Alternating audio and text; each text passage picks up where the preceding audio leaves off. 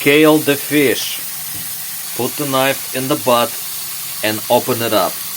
Remove the guts. Now wash the fish nicely. Put fish in the dish. Make some cuts in it. Now spice it up with clove spice.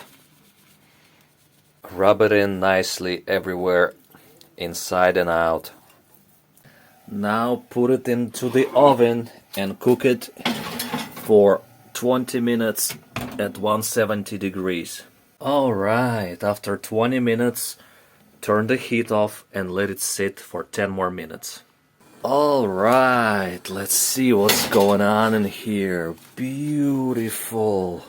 It's not overcooked at all. Look at this fish. Oh, yummy. It smells so good. Look at this meat.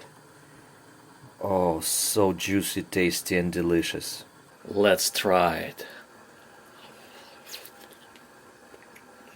Mmm.